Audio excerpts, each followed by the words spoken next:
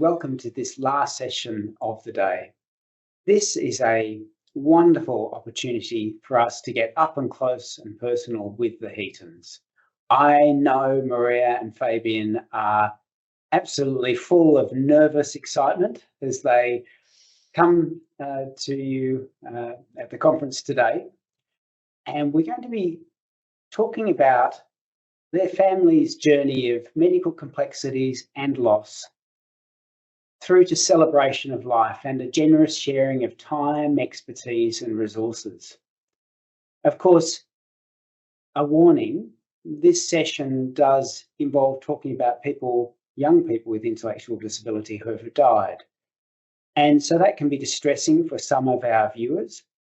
If that's you, you can take the opportunity now to just switch off for the next 20 minutes or so and come back to the summation and end of the conference. If that's not you and you'd like to stay tuned, this is something heartwarming and something that we're going to learn a lot from the Heatons about. So Fabian and Maria, it's great to have you. Thank you so much for your time. I'd love you to just introduce yourselves. Tell us a little bit about who you are, your professional role, and your family. So Fabian and I have 3 children. Our eldest daughter, Danica, lives in British Columbia in Canada, and she's living a great life on the side of a mountain, enjoying the fresh air. We miss her terribly.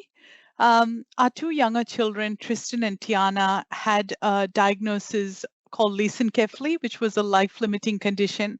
And sadly, Tristan died in 2014, aged 18, and Tiana died in 2003, aged just 3 years old. Since October last year, I have been working as a neurodisability palliative care CNC, supporting people like Tristan and Tiana. So Fabian works in digital health and has a strong awareness of the impact that a good digital record makes on a patient's journey. That's wonderful, thank you. And it's been great to have your expertise in our own palliative care project that's recently run and produced some amazing resources that we hope will be very useful to plan for the palliative healthcare needs of people with intellectual disability. So thank you for contributing to that, Maria. Now, your children have been such a blessing to you, and I'm just wondering if you can share with us some of your experiences. I'll go for this one, Julian. There's been many pleasant experiences for us and such joyful moments. And something that does come to mind and which is very close to me as well was Tiana. When she's little, Tiana was a little baby, but although she was very frail, she was very feisty and had an attitude. So Maria all day would be trying to entertain her and try to get her to really vocalize and try and be more interactive. But the moment I just come in from work after my day's work, of course, and I just say, "Hi, Tiana," she opens up her eyes and then she starts trying to vocalize and makes all these sounds, which was very heartwarming for me. So I pick her up and I hug her, and I used to look at Maria on the other side and she'll be nodding her head and so disappointed. But I really do miss those fun moments. I used to come back and miss her after she's died. And another one with Tristan and Tiana both combined. I heard that music therapy was very good for the kids because I was really getting into what is good for children with disabilities. And I decided to try and learn to play the guitar. And so I used to get Tristan and Tiana to sit next to me, put their hands on my guitar to feel the vibrations. And then I started trying to sing to them as well.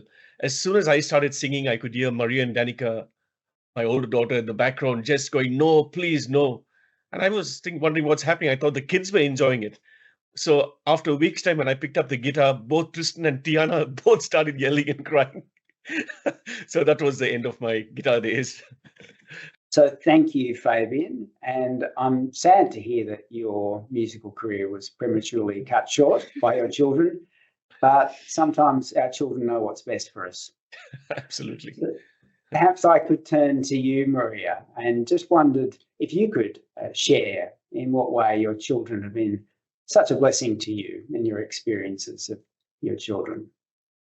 Thanks, Julian. I have a really funny story where one day Tristan, Danica, and I were sitting in another room watching Next Top Model, Australia's Next Top Model, and Fabian excitedly walked in the door, screaming that India and Australia were playing cricket, and he was going to watch the match. And he came into the room and said to Tristan, the boys are going to hang together, and let's leave the girls to watch their silly show.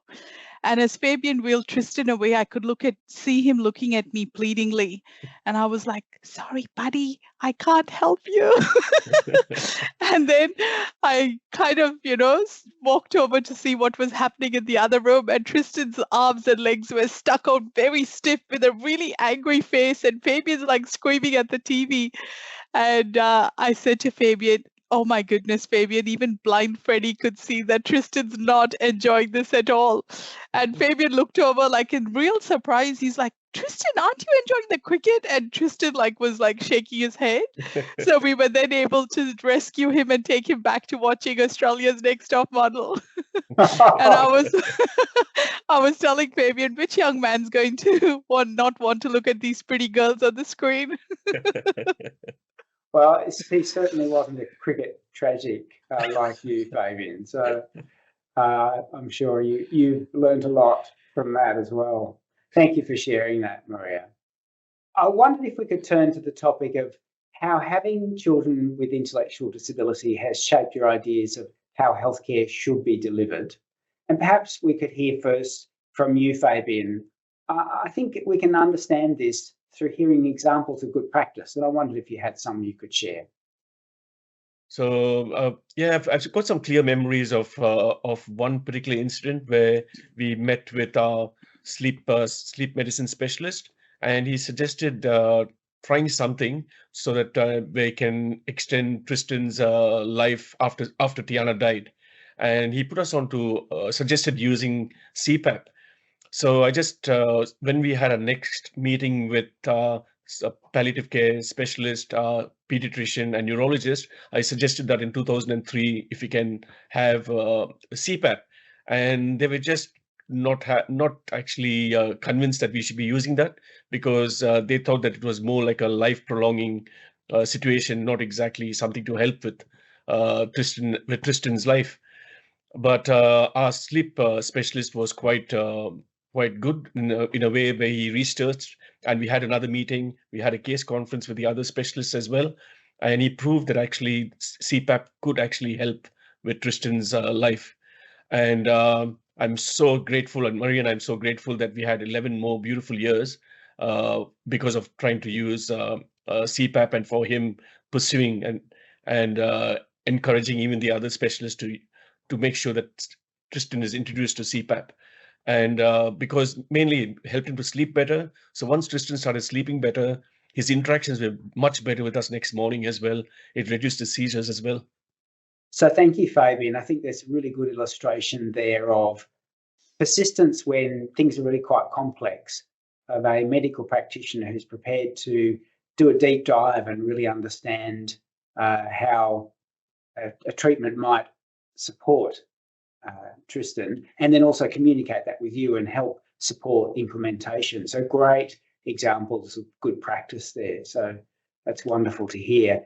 Maria, you've got a unique perspective as a clinician yourself, and of course that then allows you to see where the gaps might be. And so you've seen examples of not so good practice. I wonder if you'd mind sharing some examples of not so good practice. I feel like Tristan and Tiana's life-limiting diagnosis often got in the way of them receiving appropriate care. We had very unpleasant experiences in the emergency department, having to persuade doctors to thoroughly investigate and treat them appropriately. We were having end-of-life conversations for Tristan from the time he was born. We knew the children better than anyone, and the most challenging times were when we felt that no one was listening to us. I felt like when we presented to the hospital, we needed to be on the top of our game, and we needed to have our wits about us to be able to strongly advocate and speak up for the children to ensure that they received the treatment that they were entitled to.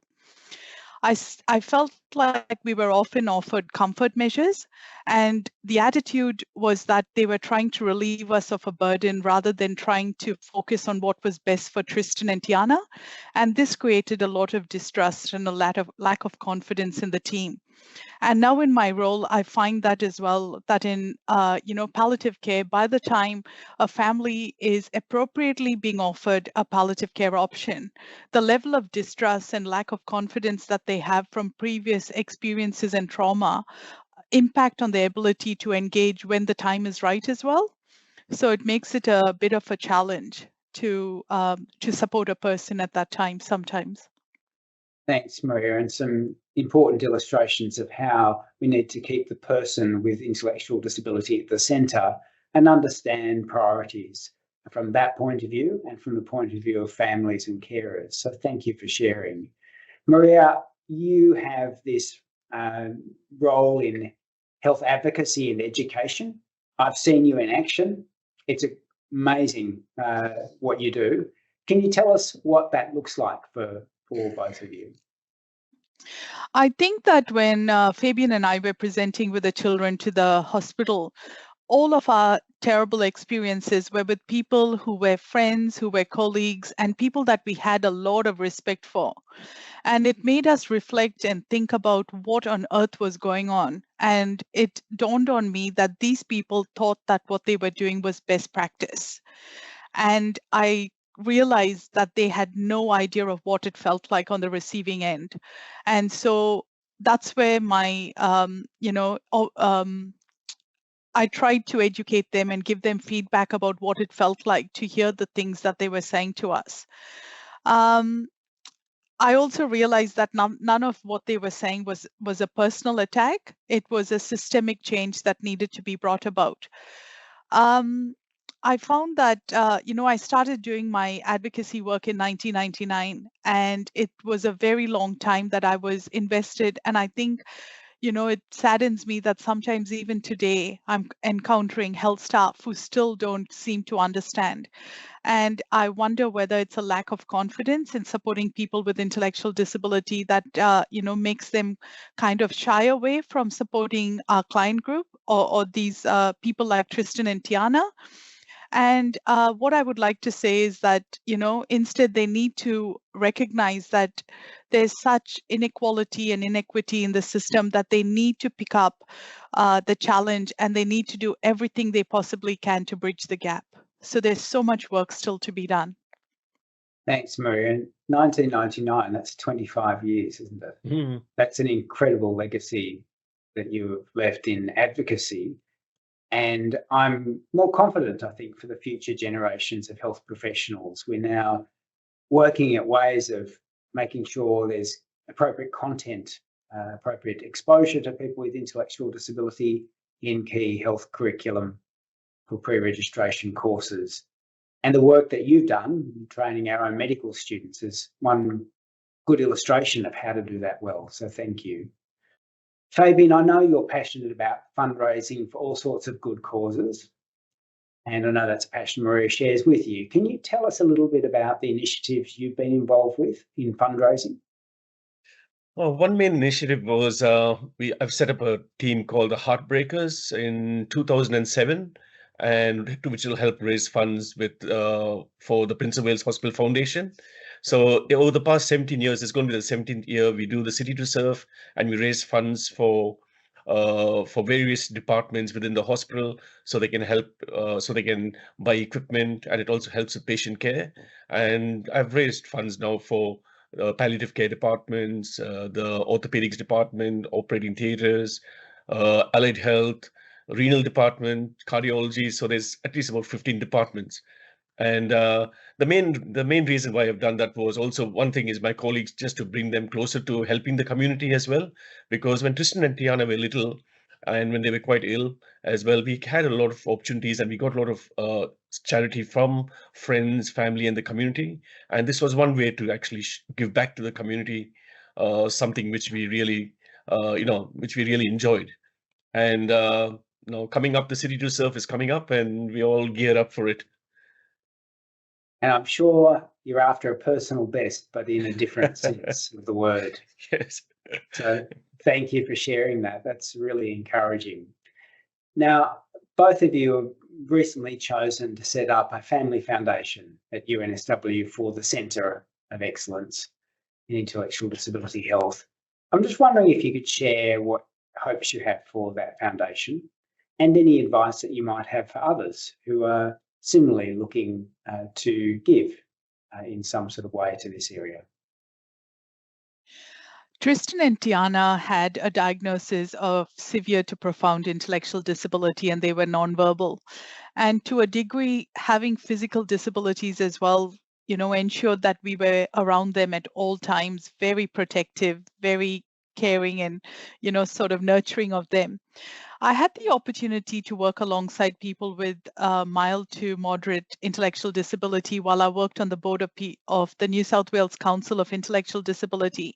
And it really opened my eyes to the challenges and the discrimination and the everyday hardship that a person who's out and about mingling in the community by themselves experience.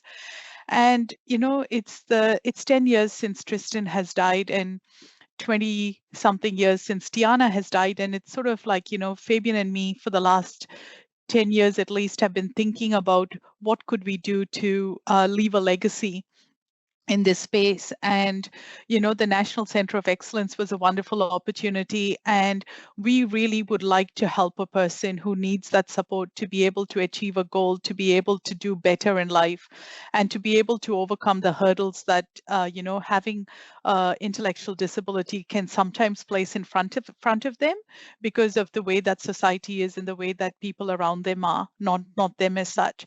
And I strongly believe that every bit of funding to services that are making a difference can change the world, and our children deserve much better. And we want to start with Tristan and Tiana's foundation, a groundswell of change. And I would encourage anyone considering to donate to this space to please consider the Tristan and Tiana Foundation with the UNSW and New South Wales the National Centre of Excellence. Fabian and I are very excited that the money will be used to support people with intellectual disability to work within the National Centre of Excellence on co-design and inclusion. Thank you, Maria. And I'm really overwhelmed, actually, by your generosity. Thank you for sharing this up and close and personal story, your story of loss, but also of great hope for the future.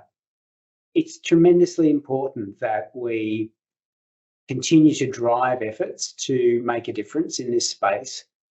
We've recently seen the government's response to the Disability Royal Commission recommendations, and the Centre has a key role in really helping shape what happens next in this space to better improve healthcare and healthcare outcomes for people with intellectual disability. So thank you for sharing your expertise and your vision in setting up your family foundation through the centre here at UNSW. And of course, we would welcome conversations with others who might be considering a gift to support the important work of the centre. So please do get in touch if that is you. Finally, thank you to you two for being so generous with your time and sharing your expertise. Thank you, It's been Julian. hard to hold back the tears, but we've held it together, and we are so grateful to you, Julian, and to the centre for working with us on this. Yeah, voice the same, exactly the same, Julian. We really appreciate it. It's our pleasure. So thank you and goodbye. Bye-bye.